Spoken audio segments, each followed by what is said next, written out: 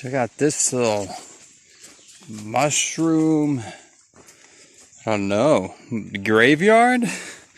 Oh boy.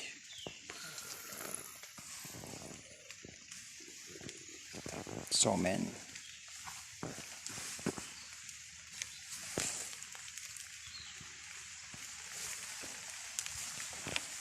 Pretty cool though.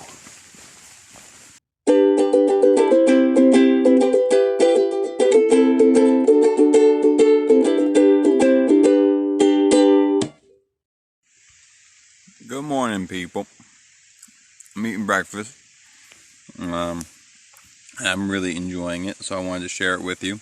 You can see in here, what is that? There's a muesli with a lot of cinnamon and a lot of coconut oil.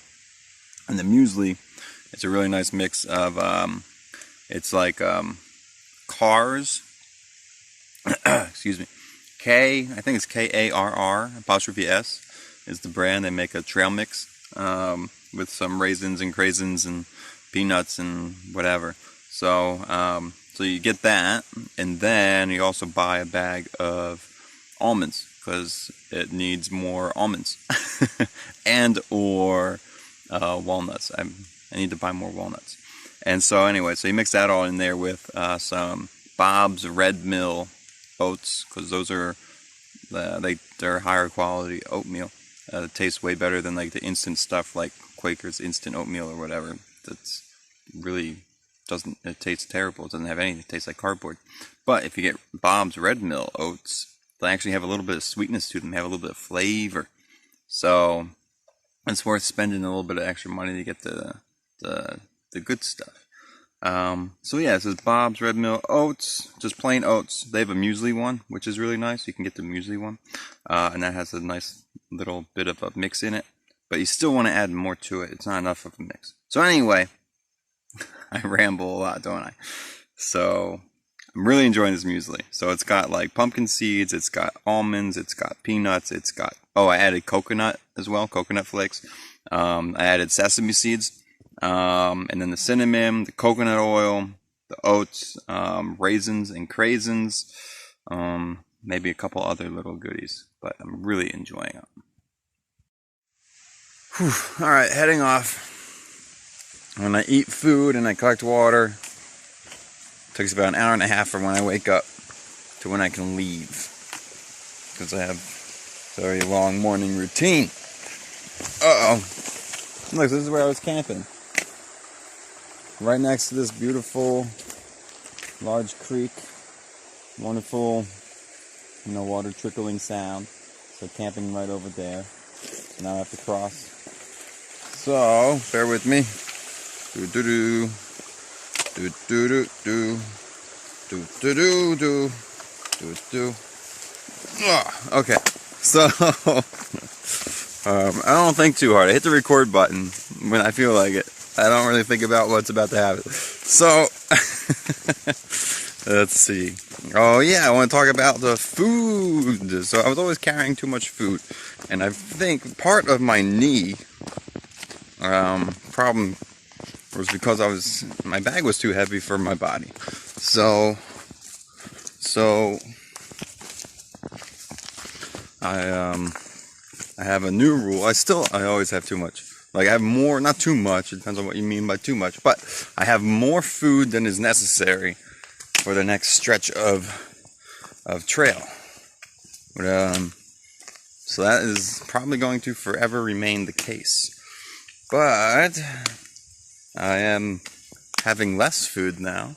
I have a new rule where I must be able to fit my food bag sideways into my pack. Originally, this whole time I had like my tent, and then next to the tent would be the food bag standing, vertical. But now I do tent flat, and then on top of that the food bag sideways. Well, actually I do food bag I think first, but yeah, so that's my new rule. It has to fit sideways. So that reduces a bit of weight, and I try to eat maybe a little bit more than I feel like it, the first 2 days. just to get that weight down. So anywho, I think I said into the camera before, like, I don't know, maybe I'm not eating enough or if I'm buying too much food. But it's definitely buying too much food, because I was able to weigh myself in Hot Springs, and I just weighed myself again in Irwin. So now I have two scales telling me the same thing, that I am weighing about 160 pounds. A little bit more than. So that's awesome. The first 5 days I lost 5 pounds, but then I've stabilized since then. I started off my hike at 165, and now I am 160, which is awesome. And also, I don't feel that trail hunger everyone's talking about. Not yet. I'm on day 45. I feel like trail hunger would be a thing by day 45. I'm not sure. Maybe not, because that's still only a month and a half, and people typically come out here for 5 to 6 months. So maybe that happens a little bit later. But I think I have a very, I think my diet out here is a pretty healthy diet. I think it's helping me maintain weight while also, like, I'm not feeling hungry at all. Like, I just ate that breakfast and I didn't even finish it. I was like, all right, I'm going to save some for later because I'm full now. I don't feel like eating anymore. Which, I don't know, that might be a little bizarre. I'm not sure. So we'll see what happens. I still got another, like, at least 50 days out of here. So I'll keep an eye on that trail hunger and keep an eye on my weight. Because that's my only gauge to see if I'm being quote unquote healthy on the trail. Is to make sure I'm not becoming emaciated. Something like this. So far, I'm not.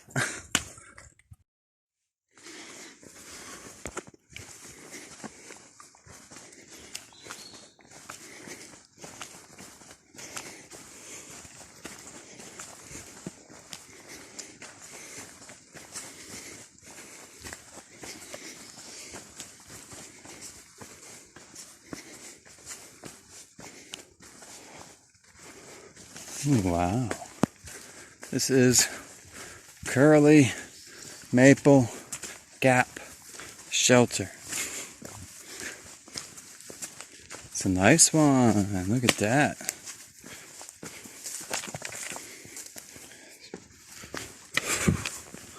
Wow. This is the nicest one so far after the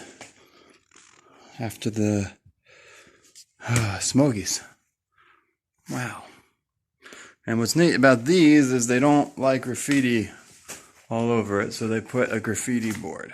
But they should put more. This little thing ain't enough.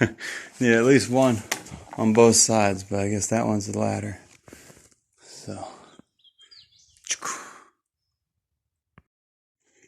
Well, this is neat. Looks like maybe an old stone home used to be back here. Stone cabin. Yeah. Also there's something happening that way. At the end of that, looks like there's a wall. But I'm just going to keep going, because I got a big day ahead of me. So this is the AT. Got the blaze. But yeah, today's a huge day. We got to go up like 3,500 feet and then down another 1,000. It looks like on the map there's not a lot of up down. It's mostly up, but it's going to be like, I have to look again, maybe 12 miles just like up, and then at the end we have a few miles of steep-ish down. So hard day. And the next, this section looks ridiculous when I'm looking at the AWOL guide. It just looks like one of the hardest sections. But hopefully we can do 15-mile days and I can feel healthy about it, and then get to Roan Mountain on day 4. So that would be cool. Let's see if I can make it happen. This is really sweet. This is Max's tree. Hug someone and tell them you love them. It's got all these little ornaments and different things. You can see the M and love and all sorts of little goodies around the tree. I like llama or goat. And then there's I don't know, there's a bag with some stuff in it.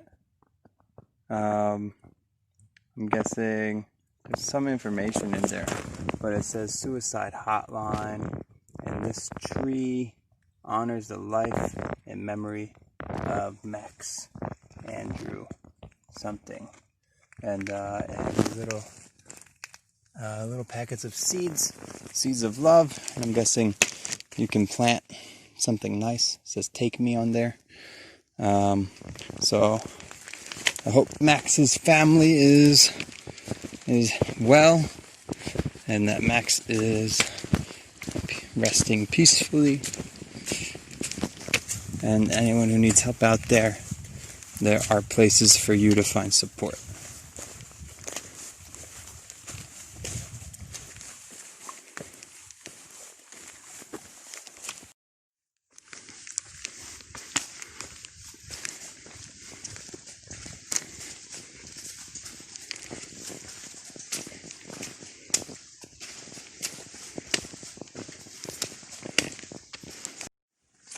Hey, well, I'm on my downhill part of the day, so it means I'm getting close to where I feel like stopping. Also, my knees have been feeling, less sore than normal, especially for the bulk of the day. They didn't really feel too sore at all.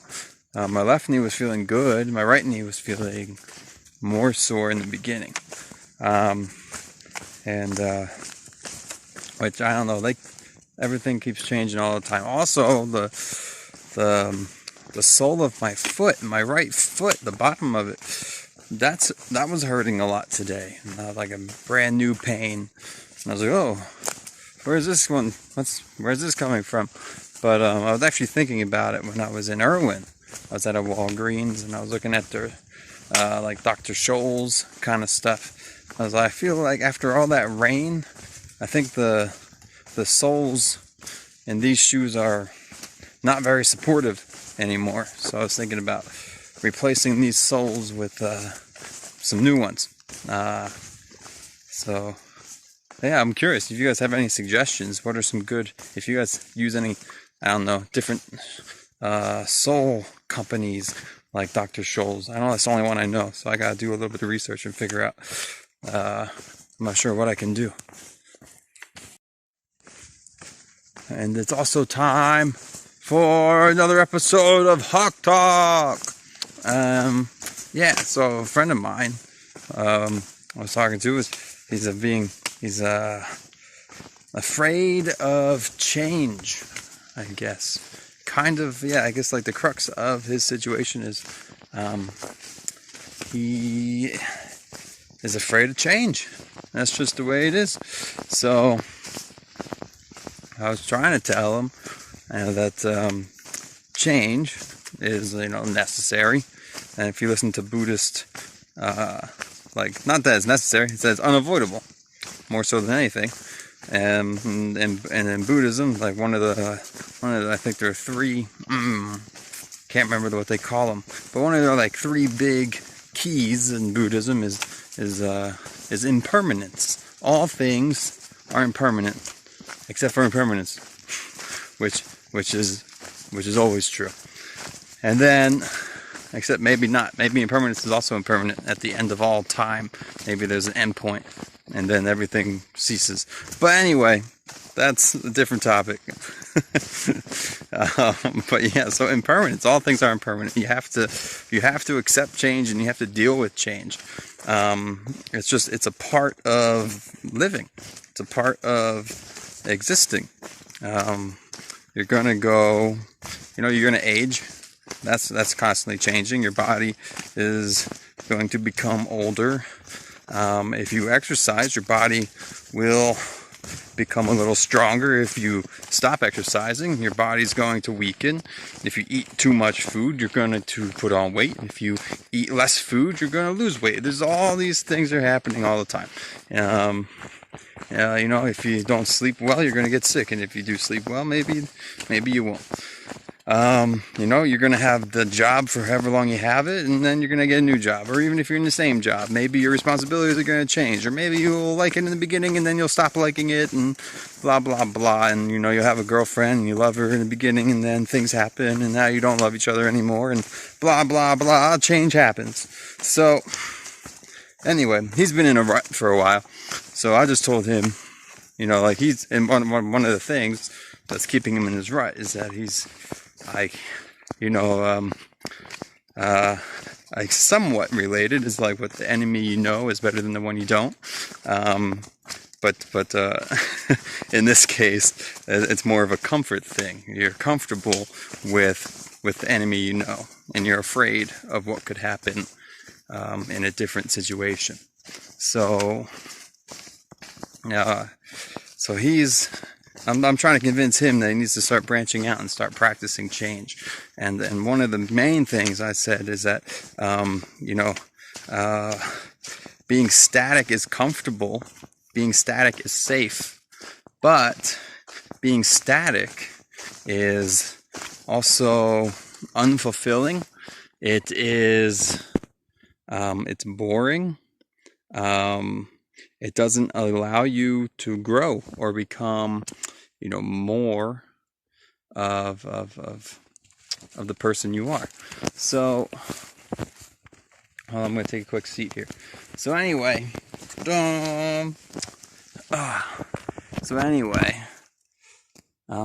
when you do change, it allows you to grow. It allows you you create opportunities when you go into change, when you embrace change, when you allow change to happen. So things that you'll never ever have been able to think of can happen. So anyway, in this Hawk Talk, it's just about accepting change, allowing it, and hopefully getting to a point where you can embrace change. Because without change, or really with change, you create an environment, you create a space where you can grow and become more, and you can become more fulfilled, and you can learn and grow through change. Alright, cool. I don't think I've been able to show you guys this yet. This is Indy's calling card. So you can see it's a rock in the middle with a bunch of circles around it.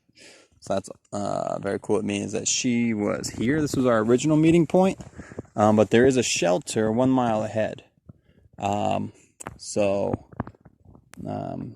Looks like she probably decided to go to the shelter. But yeah, so I also have a calling card. Whoever's in front will leave, you know, the calling card. Mine's like a stick. Well, no, it's a rock with 3 sticks on top and 1 stick on bottom to look like, you know, a hawk print, a hawk footprint. So anyway, that's a calling card. Lets us know that the person ahead has been there, that they are doing well, and that they are not here. So if you want to catch up to them, keep going.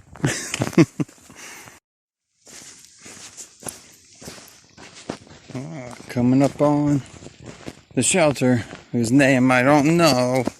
I never know the names. Look it up later. There's Indy. Are you dry yet? That's good. Ah. Hey. What's that? Oh, my foraging from today. Whoa, you forage like crazy. Yeah.